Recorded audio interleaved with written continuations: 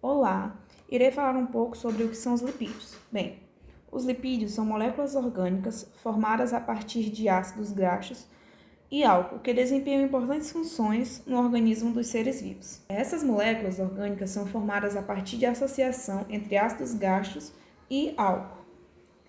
Não são solúveis em água, mas dissolvem em solventes orgânicos, como a benzina e o éter. Elas apresentam coloração esbranquiçada ou levemente amarelada.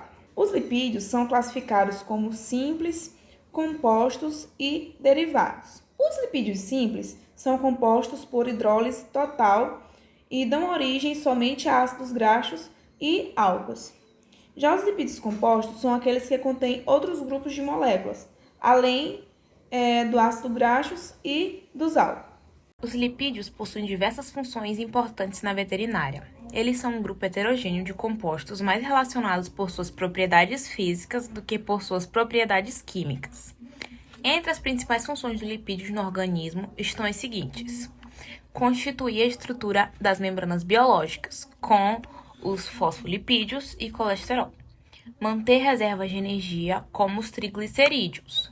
A função de servir como compostos armazenadores de energia é exercida pelos triglicerídeos de forma mais eficiente que os glicídios, devido à sua estrutura menos oxidada formada por cadeias hidrocarbonadas. Além disso, manter o calor corporal e servir de suporte e proteção das vísceras também é uma das principais funções dos lipídios no organismo. Participar da digestão e absorção dos nutrientes com os ácidos graxos e participar da síntese de outras moléculas lipídicas também com os ácidos graxos. Além disso, os lipídios podem ser utilizados em dietas práticas e terapêuticas para cães e gatos. A composição dos ácidos graxos pode influenciar na digestibilidade da gordura.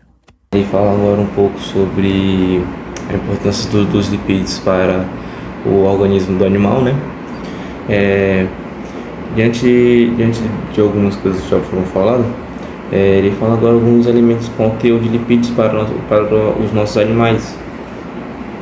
Nós temos dois tipos de lipídio.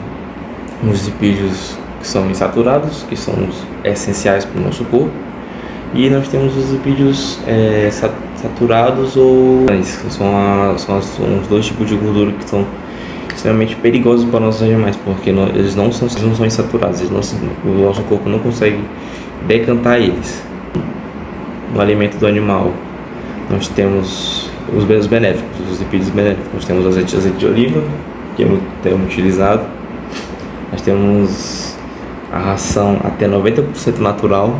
Eu botei a Biofresh com um tipo de ração natural, porque eles usam muito a carne, o peixe.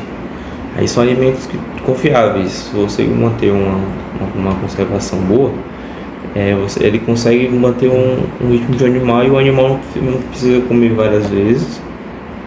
Eu acho que 2 ou 3 vezes o animal por dia ele já fica saciado. E eles não usam conservantes.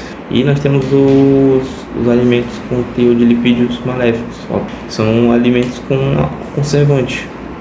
Eu botei esse aqui como exemplo, mas tem muitos outros que utilizam vários conservantes, além de acrescentarem gordura trans, gorduras saturadas, para poder o animal não ter muita fome. Mas querendo ou não, você acaba prejudicando. A gordura saturada e a gordura trans, elas corroem, aumentam o colesterol e também entopem as veias. Aí, para poder você fazer a desobstrução, você tem que fazer um procedimento cirúrgico no seu animal. Bom, hoje eu estou aqui para falar sobre a digestão dos lipídios, né? Basicamente, a digestão dos lipídios ela acontece quando começa com uma emulsificação no estômago pelo bife, seguida pela ação da lipase, né, pancreática. E com isso, o que acontece no intestino delgado, isso acaba aqui quebrando os lipídios em ácidos gasosos e glicerona. E elas se combinam com sais biliares para formar micélulas, né?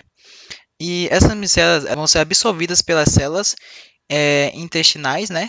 E assim ela vai se transformando em uma quilomicron, né? quilomicrons e são transportados também pelo sistema linfático até o sangue.